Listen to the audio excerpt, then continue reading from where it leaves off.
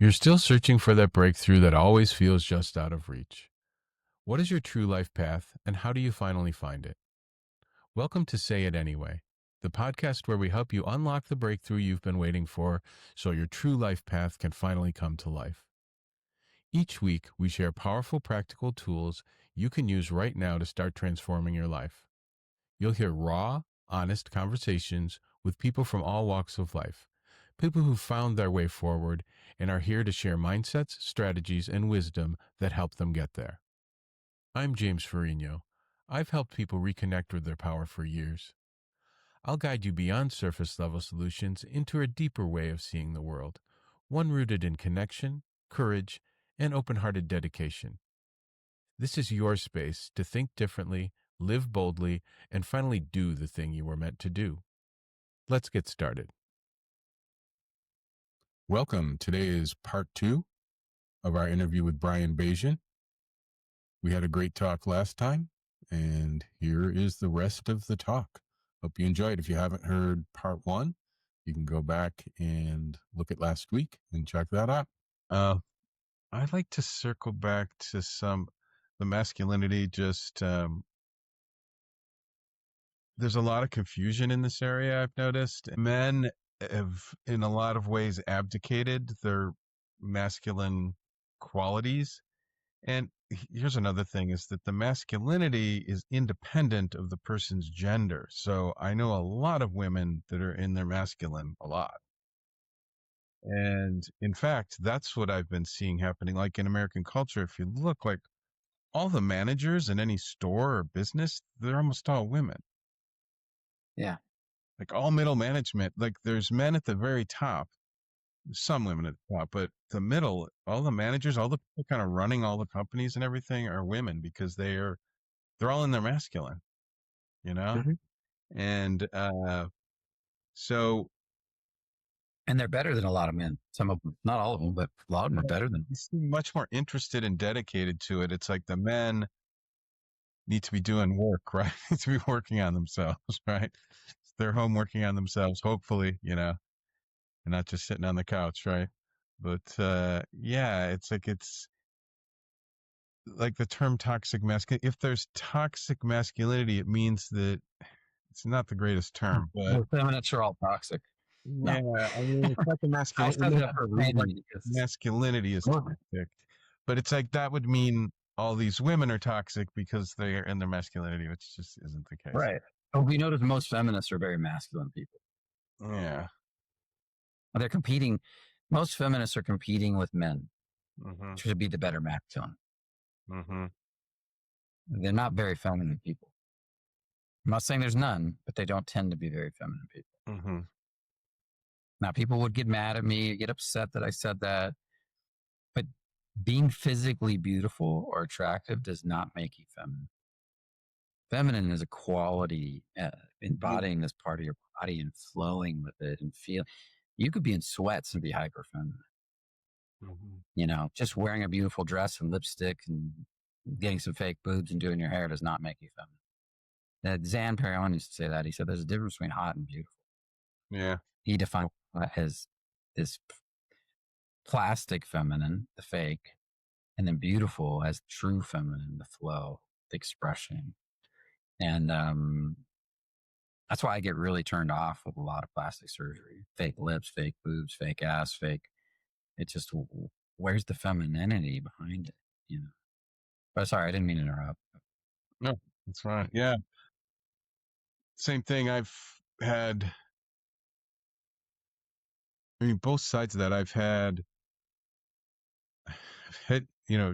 dates with women that were conventionally, guys would think this woman is incredibly beautiful. She's hot or whatever, but, it didn't take long, it didn't, a few minutes, and my interest was gone. Right.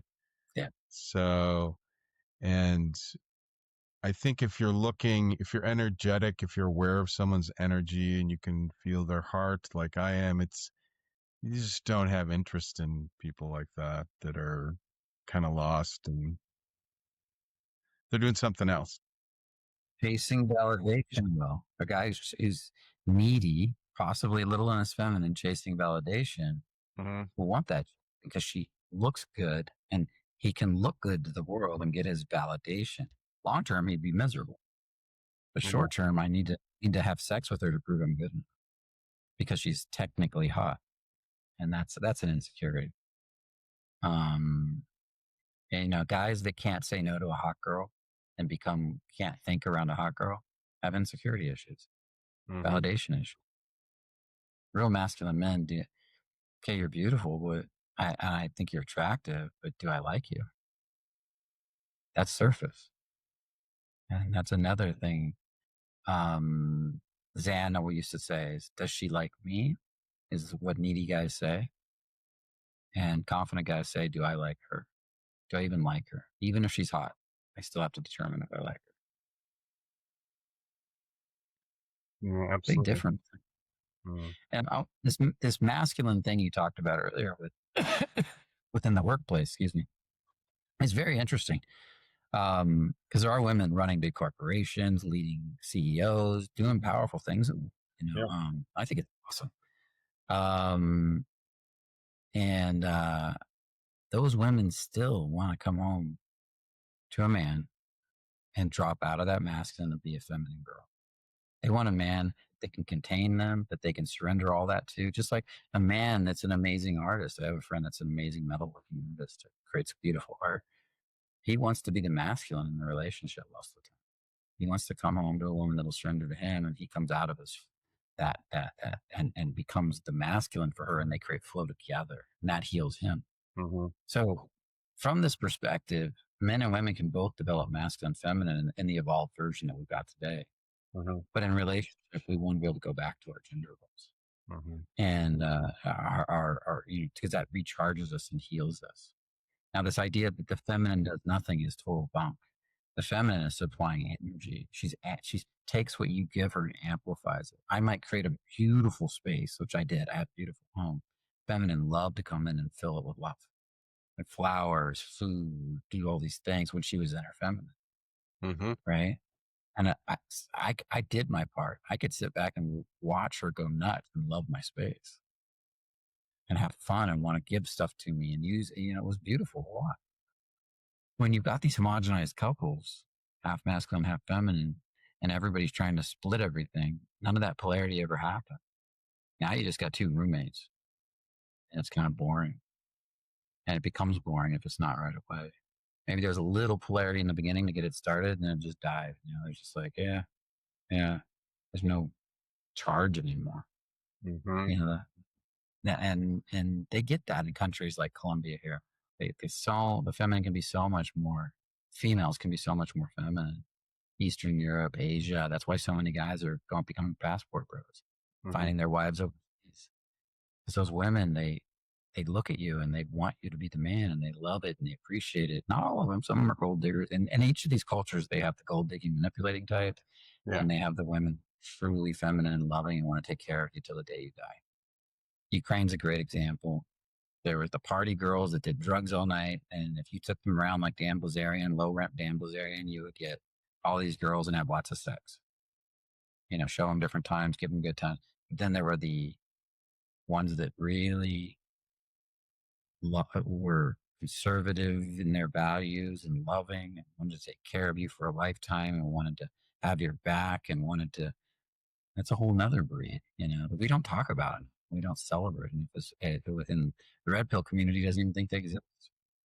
Thinks they're all going to turn. That's they cite one case over here and say they're all like that. Yeah. Okay. Yeah, that's not my experience. Um, Yeah. yeah, I found that even like I- you're right. Like there's some other countries where the women are kind of inherently just in a feminine state all the time, and most American women aren't in that state that I've seen, at least people that Yep. I'm around.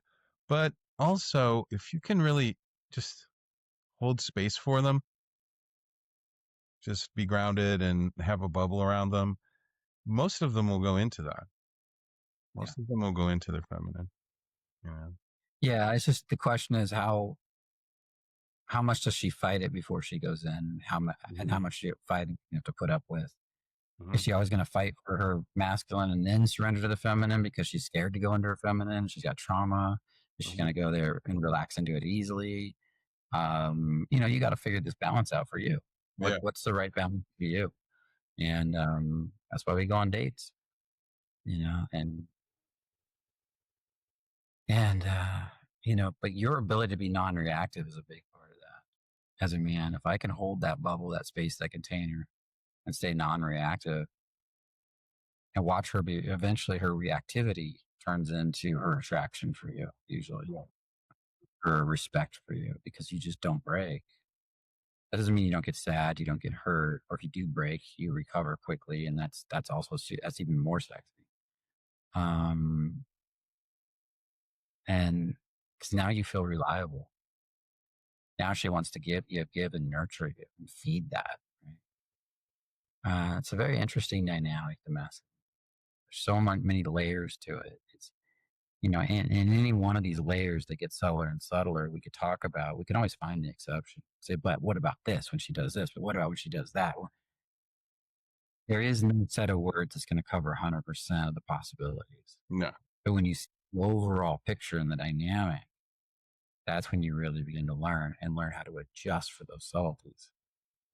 And that seeing that big picture of what the feminine is really doing and what the masculine is really doing, and the fact that you can go in and out of it, and you can even switch over to your feminine side as a man. It won't look like women, it'll look more like a man that has a lot of feeling. And then you can go right back to your masculine side container. That's when you really begin to understand. A lot of spiritual teachers, Lester Levinson, Swami Vishwananda, he's currently alive and he's younger than me. Awesome. You can really see the feminine, but you can also really see the grounding on them, the ability to hold space and not take things personal, be non-reactive, to be solid. So what they end up with is this strong masculine that can go into its feminine, but at that point, the feminine is just his ability to feel, to be fully present with you, and to Hmm. stay there and feel your emotions and not take them so personal. That's what makes him a great teacher. And there's a lot of men that had that. Prince, who were masculine, who were feminine. Yeah. Drove with. He was a short little guy too. Women wanted him so bad. Yeah. Yeah. He's attractive. Hmm. Comfortable. Yeah. Oh. I went through a lot of work of balancing the masculine and feminine energies in my body. And, if you can really do that, then you can switch, or you can run 60% one, 40% the other, Hmm. whatever you want to do. Yeah, it's 100% true. But it's like a fish in water in the beginning. You can't see it because you've been indoctrinated into your. Most of us are indoctrinated into a reality that we can't see. And so a good coach is going to help you see that reality, the reality that you can't see, and so you can start to change it. You can't change what you can't see or experience. It's really hard, at least. Um, so waking up to the water you're swimming in is a big part of waking up. Period. Mm. You might be swimming in some shitty ass water and not even know it. Because you've just been in it your whole life, like I was. Oh, yeah. My family dynamics for generations was pure depression, pain, suffering, physical ailment. I had to wake up to that and come to acceptance of that reality. So I Yeah. did. Took a while.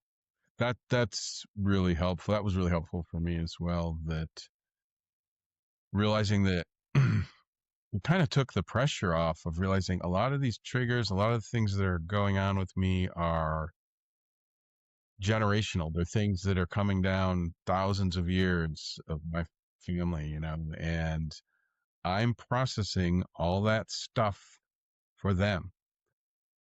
They all died never really doing it, never doing the work. So that it's in your genetic memory, you know, it's in your Yeah, genes, it is. processing it. So that's from a scientific perspective, it's in the genes. from other perspectives, it's in other energies as well. So There's energies before the genes. Of course there is. yeah. And he's just finally kind of accepting these. Some sciences are starting to look at this stuff. Mm. Well, maybe those mystics years ago talking about all this energy and vibration had something to it. Okay. And Mhm. they did. I mean, vibrate. You can see a vibration everywhere now.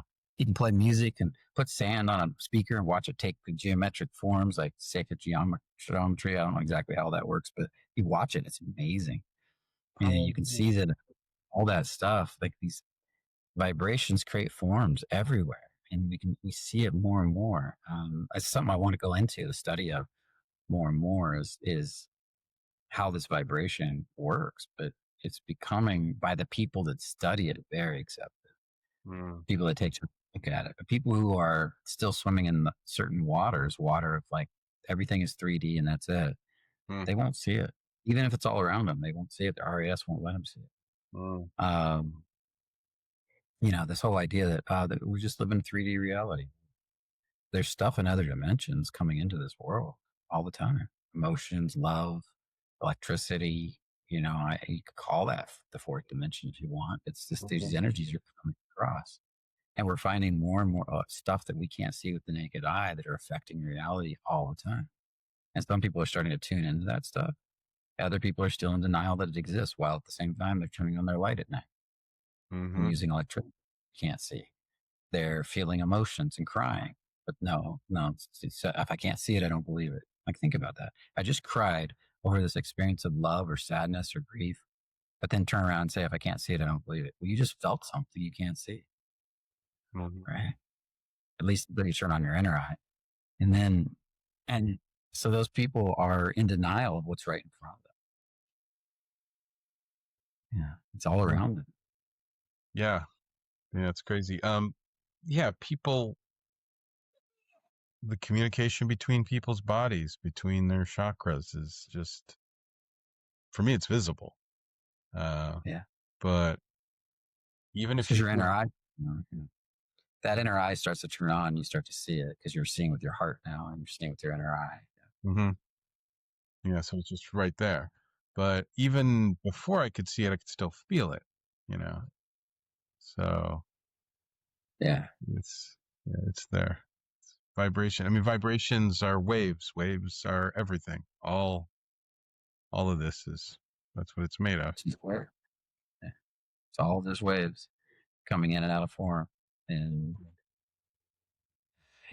everything is moving in constant flux of movement. When you think about it, like I'm looking at the city again, and I'm looking at all these buildings.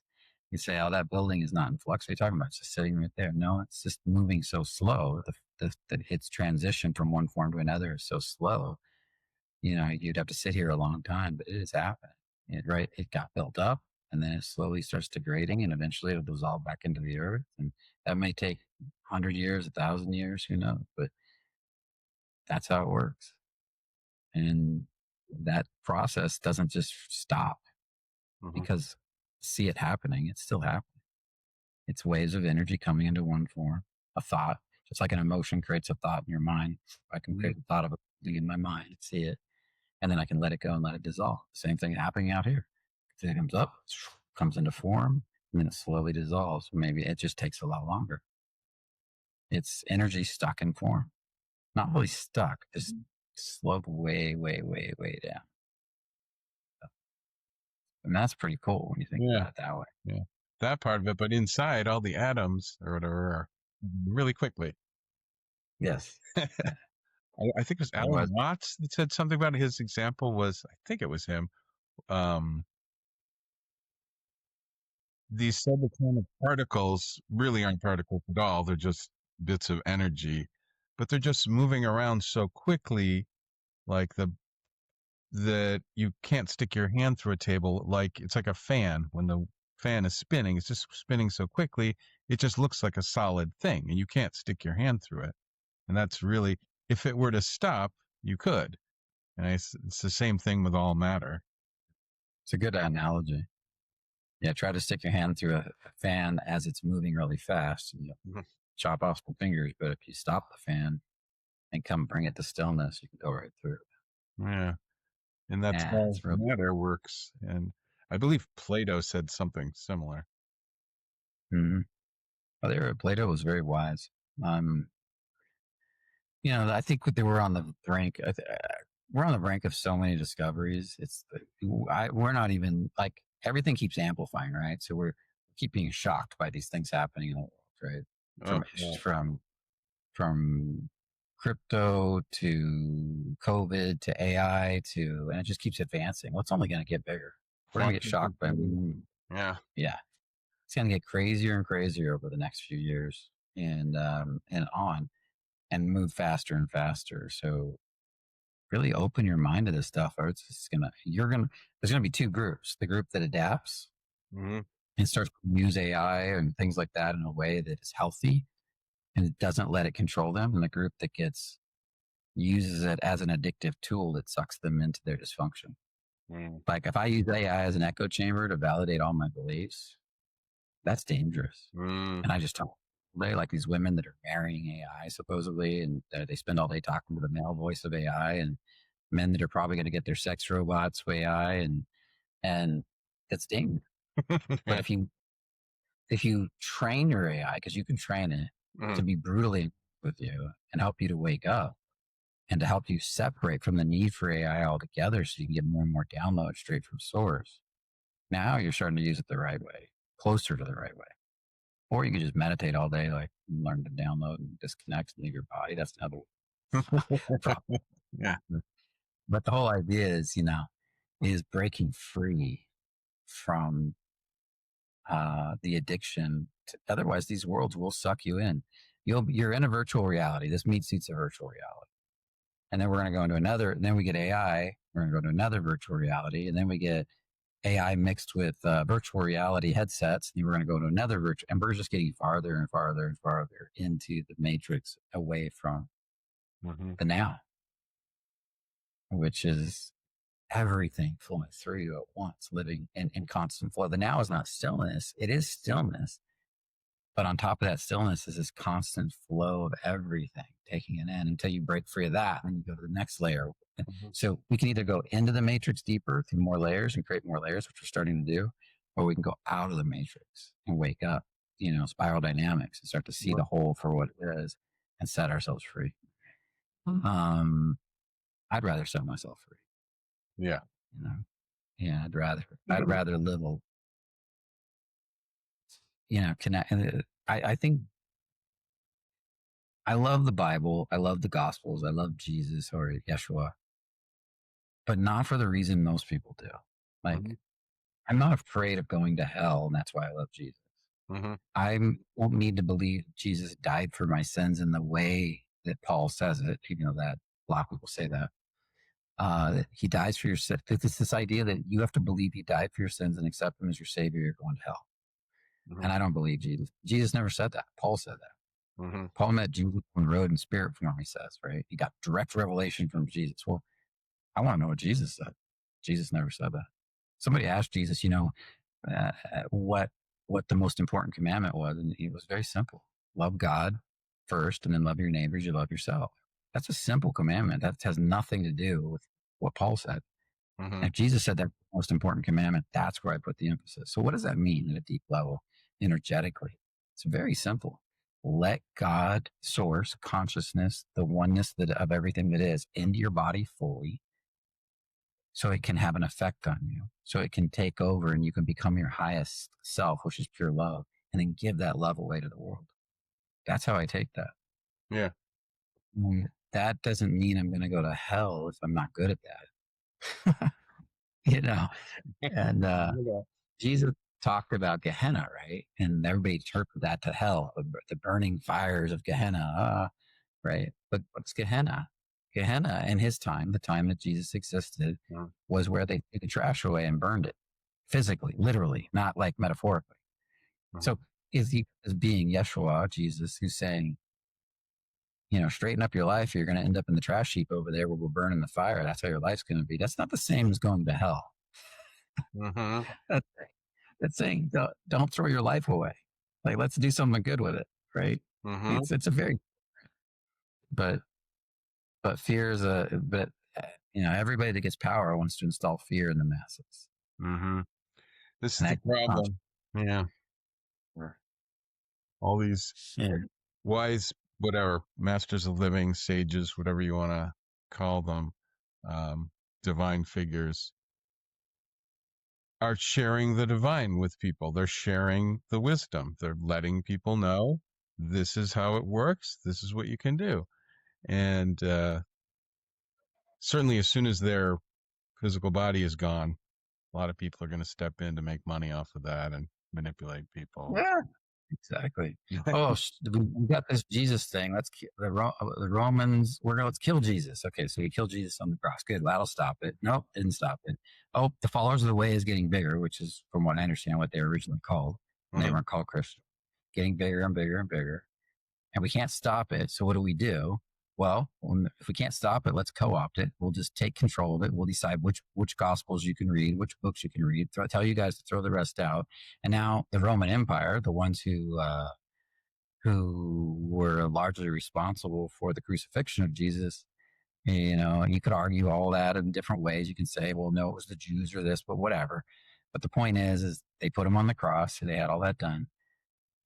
Now telling you what you can believe about Jesus' teachings. Mhm.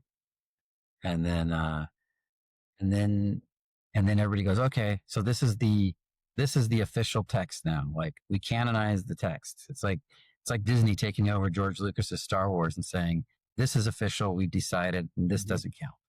Yeah. And and then now you have to surrender to our priests, and our priests can tell you, and you're going to go to hell if you're going to. It's just wild, but Jesus tried to get rid of all that from the Pharisees, right? He was trying to get rid of all this ritual and this layers of connection to God, and they put it right back in. Yeah. I mean, I'm here in San Francisco. It's like St. Francis. I mean, St. Francis wanted nothing to do with that church. His whole life was about trying to enlighten the people that were misguided in the church. And then they made him a saint. You want to be a saint of that church? Yeah, you'd like it at all. It's brilliant. It's an evil genius thing. See, that automatically makes you think he's now associated with your church, and all his power comes back to you. Yeah. It's They get it this back to them. Well, that evil genius. happens a lot. Happened with the counterculture movement in the 60s was just co-opted, taken, used against the Yeah. people that created it, and yeah. The Me Too movement, the same thing. Created by these women and then just taken by corporations and used so they could, whatever, get more Oh money. yeah, Lawsuits. it's been in the playbook forever. If you can't beat it and squash it, take control of it, Yeah. and then mix it with all kinds of other things, and and then create tons of confusion around it, Mm-hmm. and then so that I believe that history is not even remotely accurate. There's a lot of people arguing about what actual history is, and I follow lots of sites, but I don't even think they really know. What they've proven to me through a lot of stuff I look at is history is not accurate. Mm-hmm. But there were advanced societies a long time ago. There was a lot of like advanced technology of some type. I think it was a different type than we have now. Mm-hmm. What those worlds actually look like. I think there were many of them that rose and fall. And Yeah, I don't, I absolutely. don't know what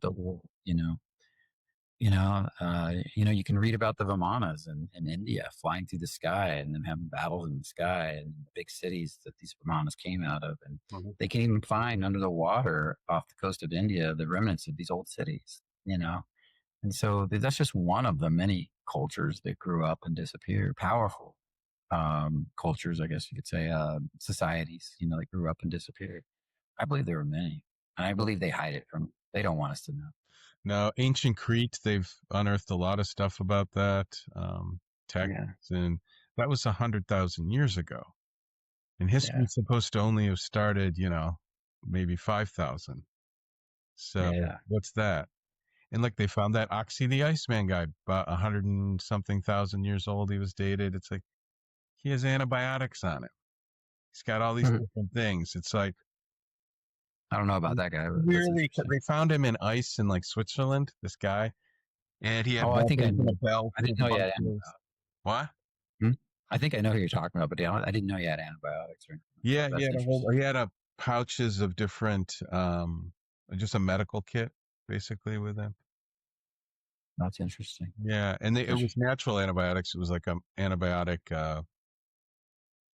moss. oh, okay, that makes sense. Yeah.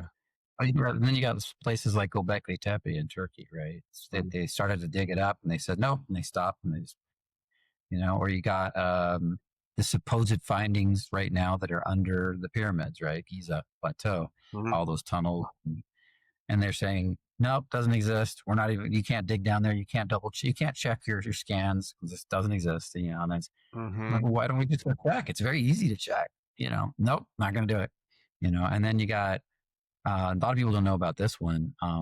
It's just starting to come to light. It was is the labyrinth also in Egypt. It looks like it's completely buried underground. It's bigger than Giza, and they've Really? scanned it and mapped it out. And it was described in or around the first century BC, I think, somewhere around there by philosophers that visited it.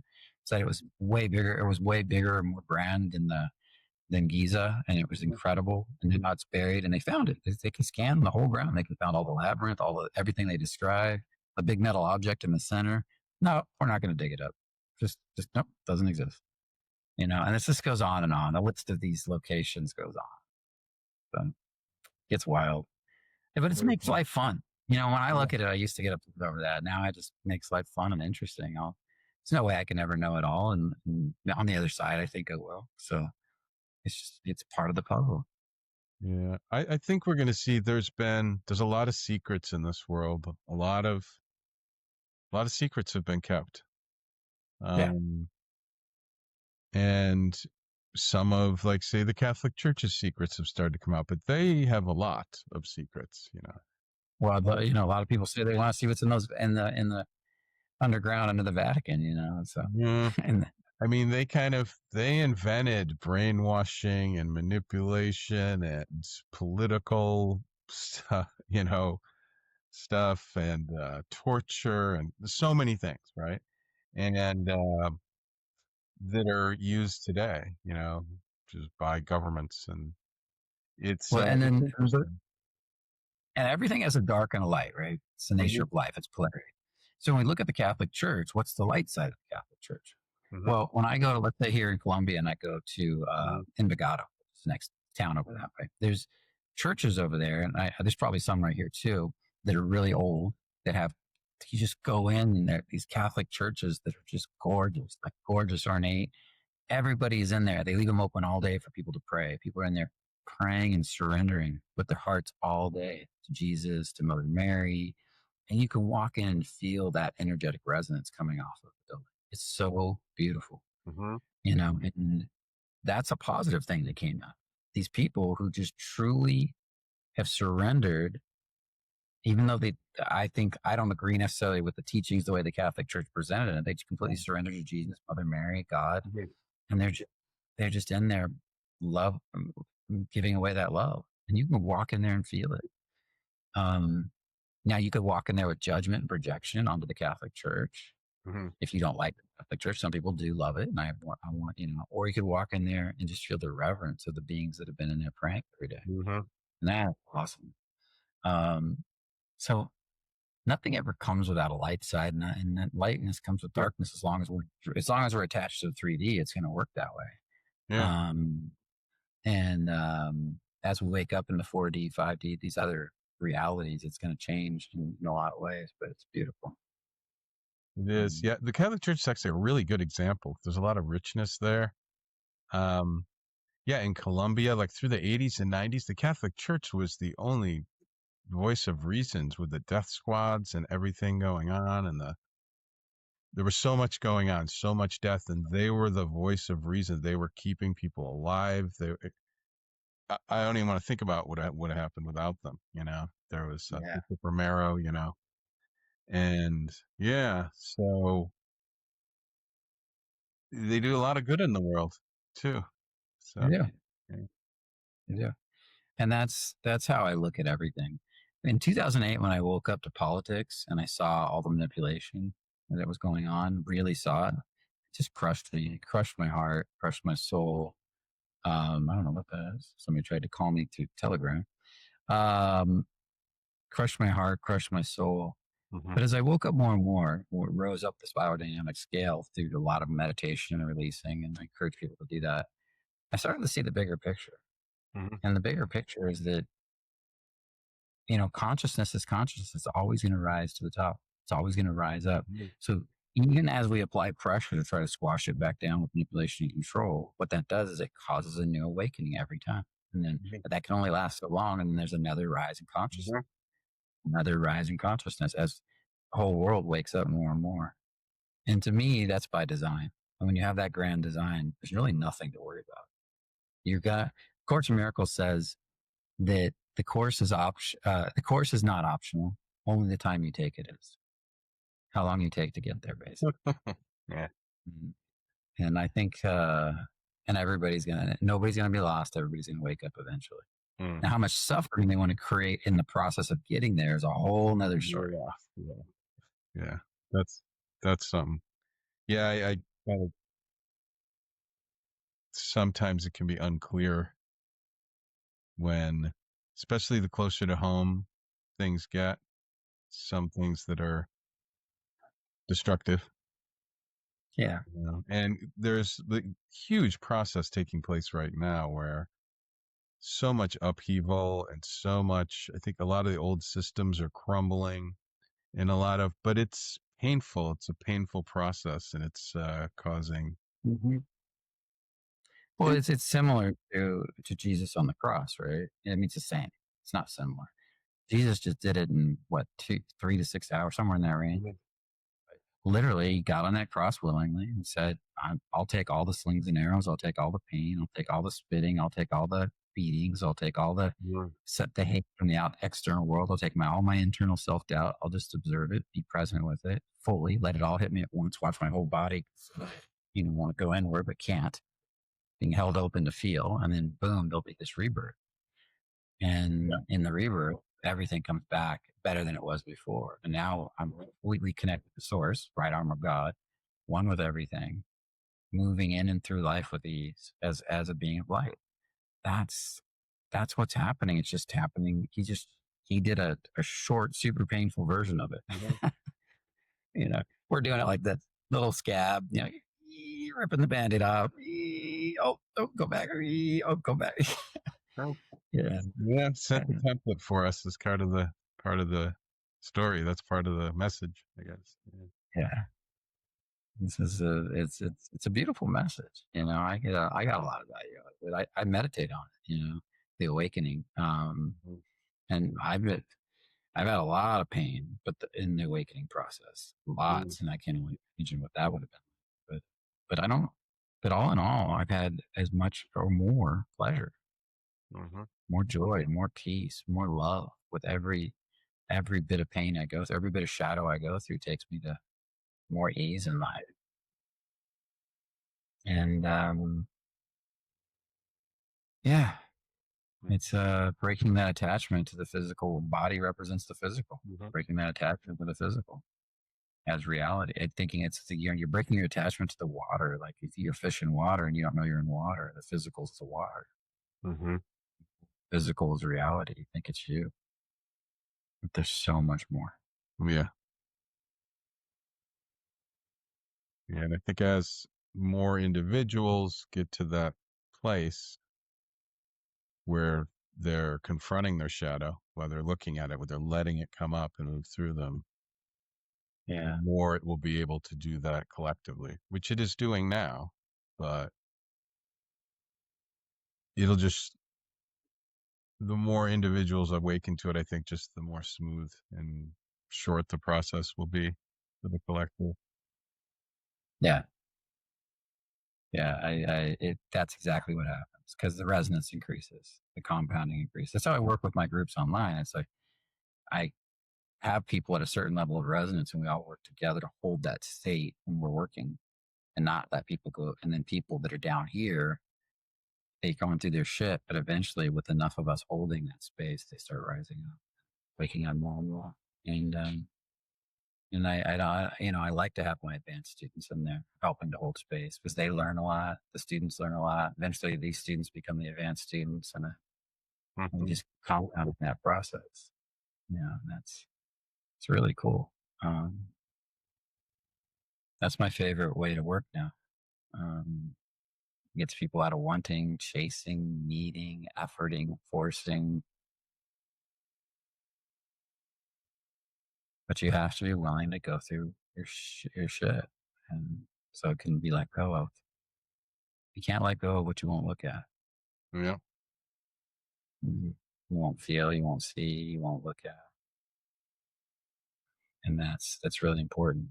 Um, it's not about analytically understanding.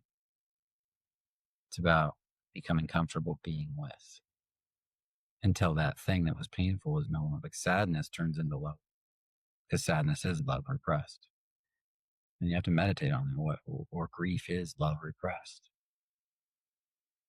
and then it all goes. Apathy is a form of is deeply repressed emotion. It's an overload of emotion. But in that stillness and ultimate peace at the deepest level, you can get real still in the apathy. You can find peace in there, and then that peace can start to take over. It's Mm.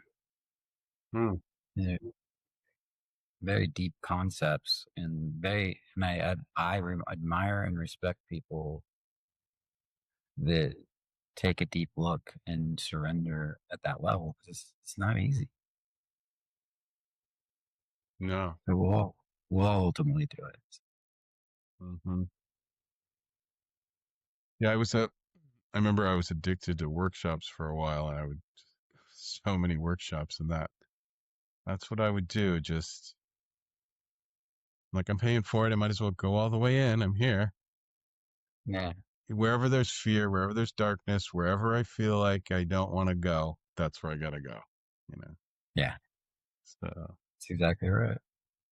And that but at the same time, can you do it with ease? Hmm. And that's the other side of the coin. Are you doing it to get somewhere because you don't like where you're at? Or are you doing it to grow because it inspires you? Hmm. Yeah. And we want to make that transition. Going to the workshop because it inspires me. I grow. Hmm. Uh, I don't need to run from my current reality. I'm going to expand into this new reality like a tree does from a sap Yeah. naturally. And I don't have to go to every workshop. Yeah. I've had people try to convince me. They're like I'm not a big fan of going to Anthony Robbins workshops because I don't like the jumping and the screaming and yelling and I just don't. I don't that's old me. I don't want to do that anymore because that is the energy that made me sick back in the day. Yeah. You and so they try to get me to go, but you go, you'll grow. I promise you'll get something. What if you get something out of it? What if it's the thing you're meant to do? I'm saying, I'm sure I'll get something out of it. I have no doubt I'll learn a lot. But I, but I would say that about pretty much any workshop that's a decent teacher. Hmm. That doesn't mean I should go to every one, Yeah. right? I got to pick the one that resonates with me and not get distracted by 50 million different teachers and really go deep and really, otherwise I'm just going to go into confusion, Hmm. and then I'll be state pumping again when I don't really want to be a teacher that state pumps, that I don't want to be a teacher that forces efforts. Hmm. Uh, I want to be a teacher that creates flow, and relaxes. And there's a little effort and flow, sure, but to get the flow started. It's like a pump, but in the end, I don't want to go into a state pump that's so high I'm just racing. I'm like I used to do in bars back in the day when I was approaching girls, get so state pumped. It's like, hey, what's up? How you doing? And I'm not even present, Yeah. not even anymore, But then I feel great. I'm like, look how good I feel. Like you look more like you're on cocaine, Yeah. I'm like, no, I feel great. I'm convincing you this is great. For it was a stage of growth I needed at that time. Yeah. Yeah.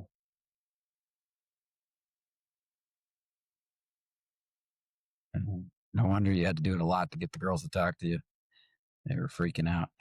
Who is this guy with holes are popping out of his head? And I'm exaggerating. But you get the Uh-huh. idea. Yeah, everything's a stage, whatever you're doing, that's what you're doing. Yeah, yeah, Yeah. yeah. It's not about making things wrong and right. You want to get out of polarity, but it is about acknowledging what stage is working for you now, Mhm. and maybe that's the stage you need. And that's why there's so many options out there and so many life experiences to be had. Trying to do it all, that is probably not going to serve you. So, Yeah, a little bit of focus mhm. would be useful. Yeah, direction, focus, surrender, and then the next thing evolves, and the next thing, and then there's rest, and there's stopping, and there's so much value in stopping when you're doing it consciously. When you reach the point you can stop and let everything go consciously, not unconsciously, as a deeper, because now you're not, now the stopping is surrendering into the now deeply, going deeper as you're ready, go deep, deep, deep. And that's where the big change happens. Mhm. Now the stopping becomes massive transmutation, like going through dark night of the soul type stuff.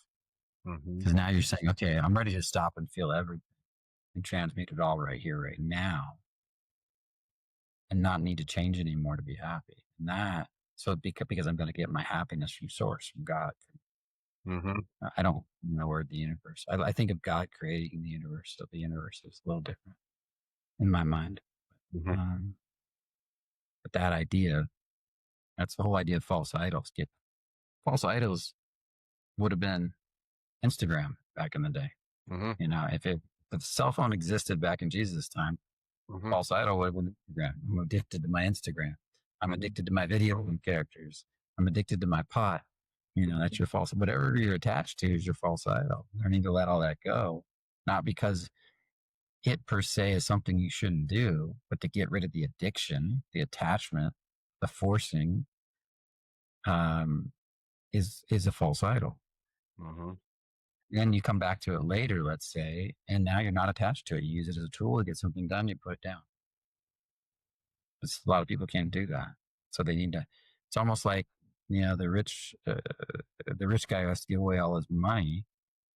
Isn't that he really needs to give away all his money? He just needs to give away the attachment. But since he's so attached, giving away all the money forces him to face the story, release it all, clean it out, and then the money will probably come back in abundance after, Mhm. if that's what he was, and that that's a beautiful process, and it can be very painful. I went through that too. So crazy stuff, man. Crazy stuff. Yes. So is there anything that I think all of these things you're saying are helpful and they're just fantastic. But is there anything maybe that you could say briefly that you could give the listeners that can start them on the right path, especially if they're stuck where they are right now? Yeah. There's a lot of things I could say, and I do love to customize the individual. But what I would say Sure. first is,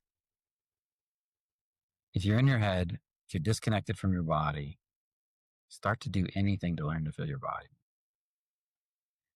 But find a teacher that you believe has some feeling, and just, whether that's movement work, yoga, start learning to feel your body, because the healing begins, because the body is the first level of getting in the now and surrendering to what you're feeling. Then you eventually go beyond the body to the energy around the body. And to me, that's where healing happens.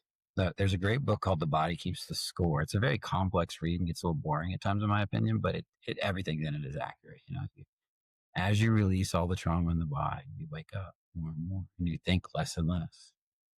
And so find that space, whatever it is for you, that helps you to drop in to that body. Drop out. And if you're in a lot of drama, you're super dramatic and constantly distracting yourself with drama or overanalyzation or numbing out, this will help with that. It'll help you to break those patterns and start to connect to the world again. And with today's world, with the internet, you can find there's so many choices of teachers. Just pick one. Stick with them for a while. If it gets tough, stick with them a little longer and see if you don't come through the other side, because that's what usually happens. The tough is just usually your shit coming up. Find somebody you resonate with, and instead of bouncing from thing to thing, consider going deep for a while. Really taking, maybe it's a year with that to see what you really learn. Reading their books, learning from that. If you can learn from them in person, great. If you can't, but there's so many teachers that are good now that you got endless choices, man. But if you try to do them all, that's the problem with a big menu. Mm-hmm. Yeah. You'll make a choice. Yeah. Yeah.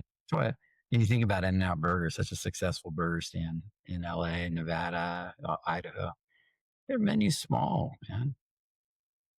But secretly, there's behind that menu is a huge menu of choices, but they don't advertise it. Mm-hmm. And that's a metaphor for life right there, man. Yeah. That nice small menu sets you free. And then when you're free, the big menu is a guy.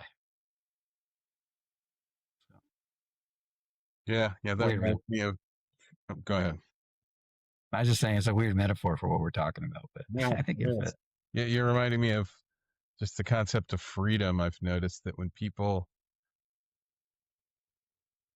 often are not able to be free, not able to do whatever they want, live the life they want. They kind of have to have a job they don't like because then they don't have to make choices. They don't have to make decisions because it's Well, it's so. really hard. That's why most people can't run a business, even if they're really good at their job. They try to go out and do what they do for a living, and their self-discipline, their structure, when to show up to work, when to go home. It's just shit.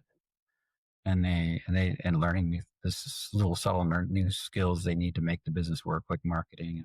Mm-hmm. They just need somebody to tell them what to do. Mm-hmm. I think business is an amazing personal growth tool, just like dating is. And if you truly surrender to the business, you might go downhill for a while. You might lose everything.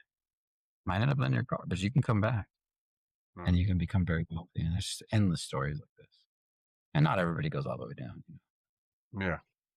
Nah, it's a pretty wild ride. Consistency, self-discipline, 1% rule, all these rules that just make the successful uber successful. Mm-hmm. Ready, fire, aim. Yeah. A little bit of time. Yeah. And interestingly, like the business success is, you can look at it but it's your internal success. It's your personal success. It's your spiritual success. It's It your, can be, yeah. Yeah. There's a lot more entrepreneurs that are more spiritual and giving these days. mm-hmm. But there are a lot of entrepreneurs that are just trying to get. I think they all have to pay the price in the end. But even if they make a lot of money from taking, Mm-hmm. they pay the price. I can see where they pay it, but I get a lot of them actually as clients. Some of them, people that have not exactly the same, but I get people that have made a lot of money, been very successful, Mm-hmm. and they're absolutely miserable, and they've given up. I accomplished all my goals. I got everything I wanted. I'm still miserable. I got the perfect girl, all the money. I can go anywhere I want in the world. I don't have to, and I'm still miserable. And all I want to be is happy. And then I'm like, oh, you're a good one to work with. Yeah. We don't have to battle with all that other stuff now. Yeah, we can put that aside. They skipped the central focus. Yeah. Yeah. Well, they spent years focusing on getting the things they thought would make them happy, Mm-hmm. then disillusionment, and they crashed. Mm-hmm. Crazy stuff. Really is. So I think maybe wrap up here pretty soon. Let's see, maybe one more question. Well, I'll just ask you, is there anything else you want to share? Anything else you feel like? Nothing in particular. I mean, if you got another question, let me know. But Mm-hmm. just that life is magical and there's a lot more to life than what you see with the naked eye. And as you wake up more and more, you realize this whole matter-based world is such a tiny speck of what reality really is, that it's once you start to wake up to that, the whole world changes the way it feels. Mm-hmm. Now you start to really see the world in a different light, and you're eternal. You may or may not know it, but I was talking to somebody about that earlier today. Who's an atheist. You're eternal. You know, but and the quality of life is so subject to the energy you're putting out, the giving, the loving, and giving isn't always about being nice. Sometimes it's about saying no, setting a boundary. Just do it with an open heart. Mm-hmm. Do it with love, and not being a pushover. Because sometimes that's what the person needs. Is a good, solid no with love. And that's powerful when you wake up with these like realizations. Mm-hmm.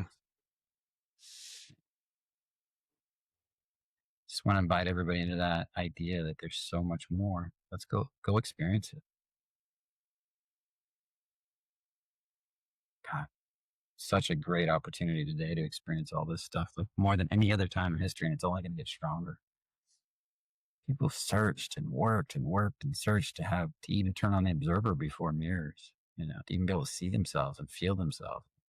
Now we can observe ourselves through mirrors, through video, and we can let go and release. And there's teachings everywhere and great teachers and their vibrations can be felt public. It's like amazing.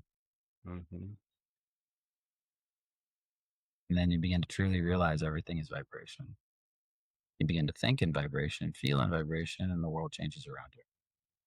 So that was probably more than maybe you expected, but Mm-hmm. that's what came out of me. So No, that's what we want. Fantastic. Well, Brian, thanks a lot. It's been a great conversation. I really enjoyed myself. yeah, it was a pleasure, man. Yeah. It was a real pleasure. Yeah. So it's a longer one too, hour and 46 right now. Yeah. Yeah. Yeah. Well, Podcasts are fun. Just get to shoot the shit and have fun and be in flow states. yeah, I love doing this. Fantastic. Yeah, it's a beautiful thing. All right. Well, thanks for being here. Hey, you're welcome. Welcome. Thanks for inviting me. My pleasure. James Ferrigno here. And it would be great if you guys could subscribe, like, follow whatever platform you're seeing this on, because that really helps me be able to continue the podcast and be able to get the good guests and provide you with the help that you might need. And so if you can do that, that would really help us out. Thanks a lot.